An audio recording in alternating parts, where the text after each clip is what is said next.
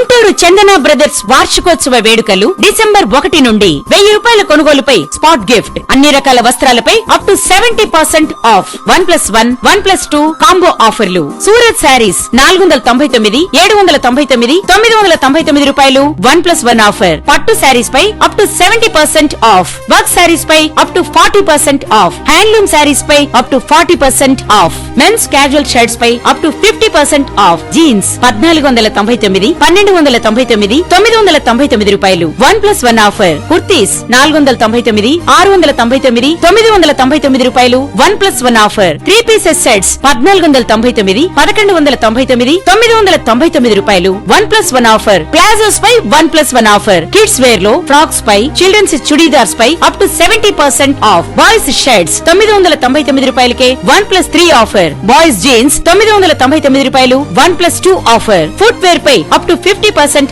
Of. 1 gram jewellery పై up to 50% off. విచ్చేయండి Chandana brothers, Jinnah tower centre, Guntur.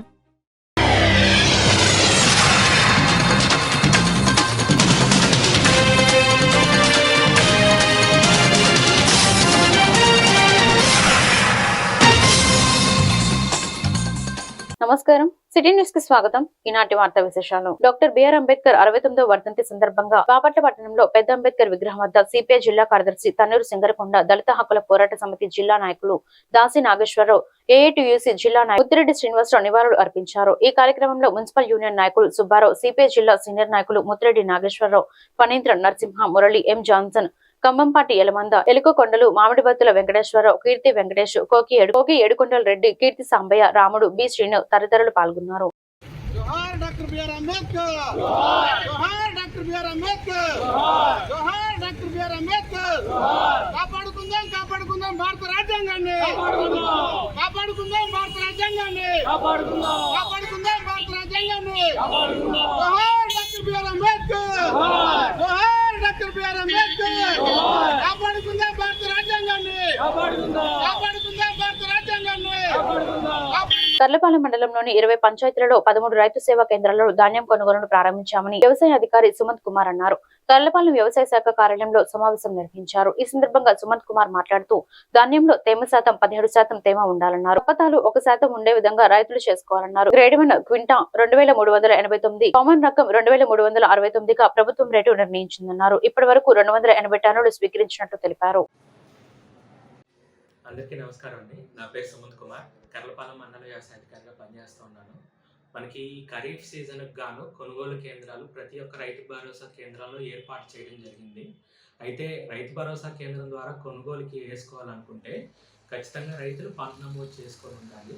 అలాగే వారి ధాన్యాన్ని మనకి గవర్నమెంట్ ఇచ్చిన నామ్స్ ప్రకారం 17% తేమ ఉండేటట్టుగా చూసుకోవాలి.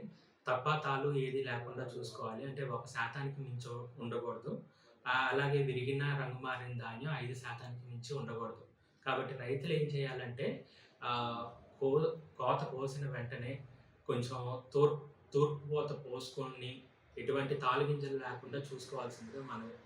అలాగే కొనుగోలు కేంద్రాలకు వచ్చేటప్పుడు పూర్తిగా మనకి వడ్లు గవర్నమెంట్ చెప్పిన ఆదేశాల మేరకు 17% ఉండేటట్టుగా ఆరబెట్టుకొని కొనుగోలు కేంద్రాలకు వేసుకోవాల్సిందిగా కోరుకుంటూ ఉన్నాను.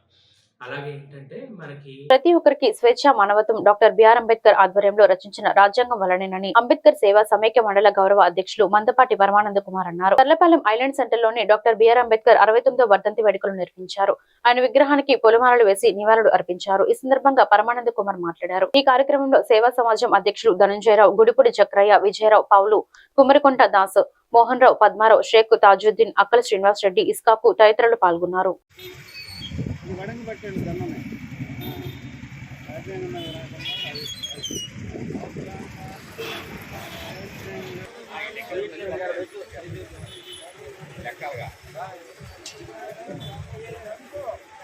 జోహార్ బాబాసాహెబ్ అంబేద్కర్, జోహార్ భారత రాజ్యాంగ నిర్మాత డాక్టర్ బాబాసాహెబ్ అంబేద్కర్, జోహార్ బిఆర్ అంబేద్కర్.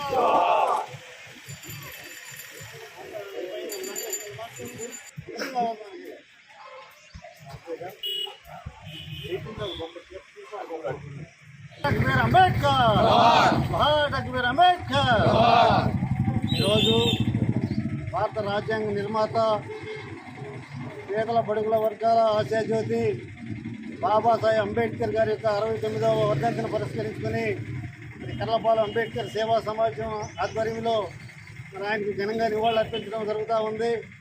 మరి అదేవిధంగా బాబాసాహెబ్ అంబేద్కర్ గారు మన నవభారత రాజ్యాంగాన్ని నిర్మించి తద్వారా అన్ని వర్గాలకి అందుబాటులో ఉండే విధంగా అన్ని చట్టాలను రూపొందించడం జరిగింది.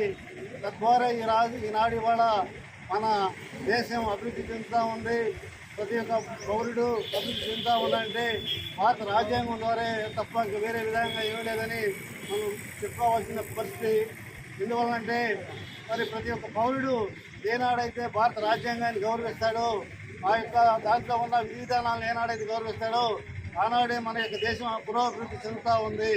దానికి కారణం అదేవిధంగా మన భారతదేశంలో ఉన్నటువంటి ఆనాడు ఉన్నటువంటి పరిస్థితుల ప్రభావాలను బట్టి రాజ్యాంగం దళితుల పట్ల, స్త్రీల పట్ల, అనేక వర్గాల పట్ల, అణగారిన ప్రజల పట్ల అనేక అంశాలతో రాజ్యాంగాన్ని బాబాసాహెబ్ అంబేద్కర్ రూపొందించడం జరిగింది. అంబేద్కర్ ని స్ఫూర్తిగా తీసుకుని ఉద్యోగులు నిబద్ధతతో పనిచేయాలని జిల్లా collector doctor Vinod Kumar V తెలిపారు. డాక్టర్ బిఆర్ అంబేద్కర్ 69వ వర్ధంతి కార్యక్రమం కలెక్టరేట్ లోని ఆవరణలో ఈటీసీ వద్ద శనివారం జరిగింది. డాక్టర్ బిఆర్ అంబేద్కర్ విగ్రహానికి జిల్లా కలెక్టర్ పుష్పమాలలతో ఘనంగా నివాళులు అర్పించారు. ప్రజాస్వామ్య దేశంగా ఎదుగుతున్న భారతదేశానికి రాజ్యాంగాన్ని రచించిన గొప్ప మేధావి అంబేద్కర్ అని ప్రశంసించారు.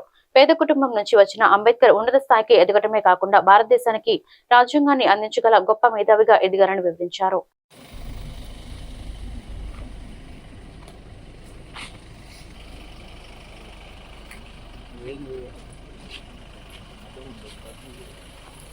जोहार डॉक्टर बी आर अम्बेडकर, जोहार डॉक्टर बी आर अम्बेडकर, जोहार डॉक्टर बी आर अम्बेडकर, जोहार डॉक्टर बी आर अम्बेडकर, जोहार डॉक्टर बी आर अम्बेडकर.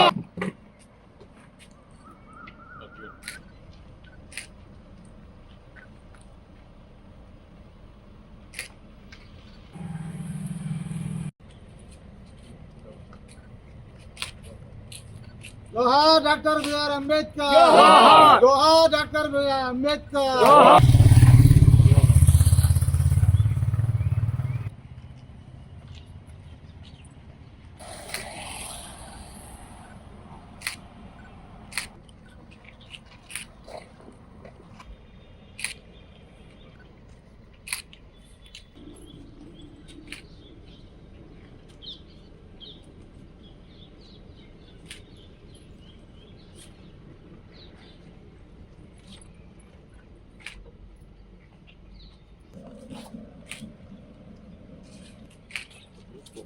భారత రాజ్యాంగ నిర్మాత డాక్టర్ బిఆర్ అంబేద్కర్ 69వ వర్ధంతి సందర్భంగా పల్నాడు జిల్లా పిడుగురాల పట్టణంలోని రైల్వే స్టేషన్ దగ్గర గల డాక్టర్ బిఆర్ అంబేద్కర్ విగ్రహానికి లయన్స్ క్లబ్ ఆఫ్ పిడుగురాల అధ్యక్షులు ఆవుల జనార్దన్ రావు పూలమాలలు వేసి నివాళులు అర్పించారు.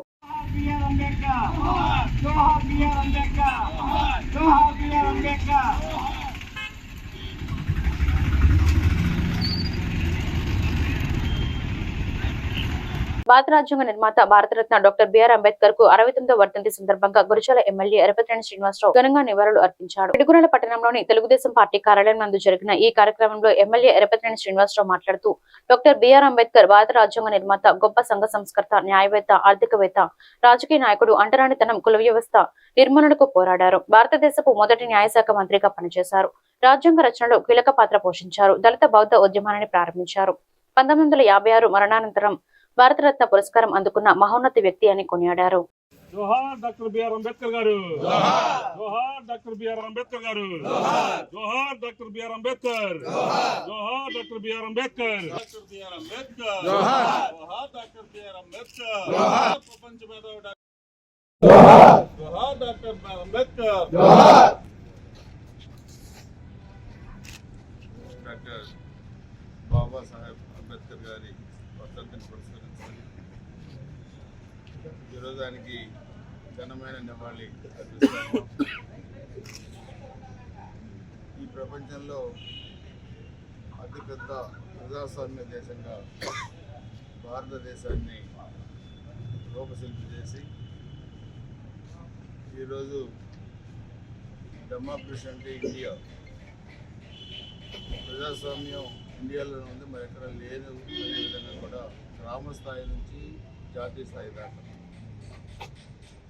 సర్పంచ్ పదవి నుంచి రాష్ట్రపతి దాకా ఈరోజు వ్యవస్థలన్నీ ఎలా ఉండాలి, అదేవిధంగా ఎస్సీ ఎస్టీ బీసీ మైనార్టీలకు రాజ్యాంగపరమైన హక్కులు ఏ విధంగా కల్పించాలి. ప్రధానమంత్రి ఆవాస్ యోజన ఎన్టీఆర్ పథకం కింద ఇళ్ల నిర్మాణానికి దరఖాస్తు ప్రక్రియ సోమవారంతో ముగుస్తుందని వినుకొండ నియోజకవర్గంలోని టీడీపీ, జనసేన, బీజేపీ కుటుంబ నాయకులు అర్హులైన ప్రతి ఒక్క పేదవానితో దరఖాస్తులు చేయించాలని ప్రభుత్వ chief whip senior MLA GV Anjaneyulu కోరారు. శనివారం ఆయన మీడియాతో మాట్లాడుతూ ముఖ్యమంత్రి నారా చంద్రబాబు నాయుడు నేతృత్వంలో రాష్ట్రంలో ఇల్లు లేని నిరుపేద ప్రజలకు సొంత ఇల్లు నిర్మించుకునేందుకు కూటమి ప్రభుత్వం అందరికీ ఇల్లు పథకాన్ని అమలు చేసి సొంత ఇల్లు లేని వారికి ఇంటి స్థలం మంజూరు చేస్తుందని తెలిపారు.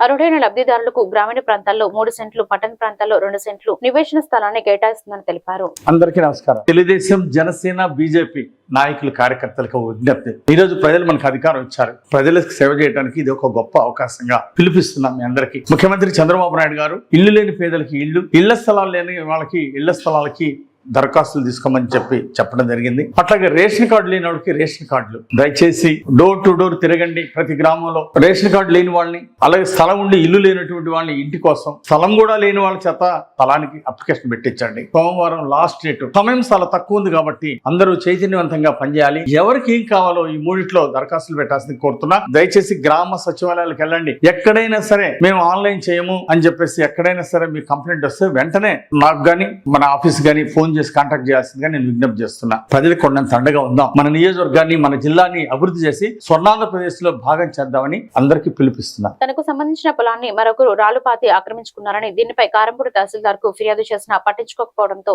తీవ్ర ఆవేదనతో గురై గుండెపోటుతో ఒక వ్యక్తి మృతి చెందిన ఘటన కారంపూడిలోని చోటు చేసుకుంది. వివరాలు ఇలా ఉన్నాయి. కారంపూడికి చెందిన బత్తుల ముసలయ్య అనే అతని పొలంలో వేరొకరు రాళ్లు పాతడంతో సదరు విషయాన్ని ముసలయ్య మరికొందరు కారంపూడి తహసీల్దార్ కు ఫిర్యాదు చేశారు.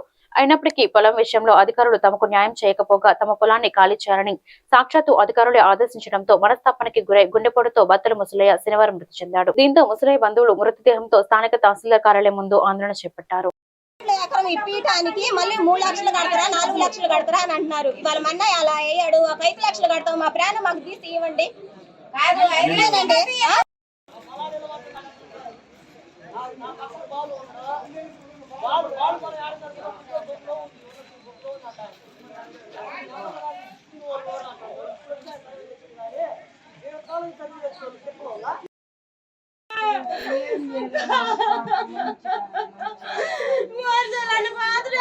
ఇప్పుడు దాకా నాకు చెప్పలేదక్క.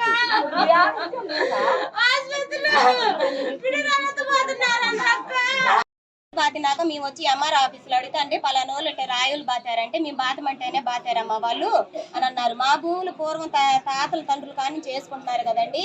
ఇవాళ వచ్చి వాళ్ళు అంటే ఎట్టాగండి అని అడిగితే నిన్న వచ్చి సర్వేర్ కొలతేశారు. మీ భూములు మీకు చూపిస్తామమ్మా అని సర్వేర్ కొలతేశారు.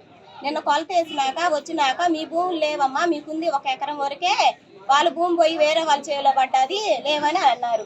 తెల్లారినాక మా అన్నయ్యట హార్ట్ అటాక్ టెన్షన్ పట్టుకొని ఇలా అయ్యాడండి. రాసు 3 లక్షలు ఇప్పుడు 3 లక్షలు మరి నీ పొలం లేదమ్మా అన్నాడు. తెల్లారాలు కట్టిపోయింది. మరి 3 రాత్రి 3 అడిగారు, నీకు పొలం అరకం ఇస్తానమ్మా అన్నాడు. 3 అడిగి 3 తీసుకొచ్చిందండి. మా ప్రాణాన్ని తీసుకొచ్చిందండి. లేదు కంటే గుళ్ళు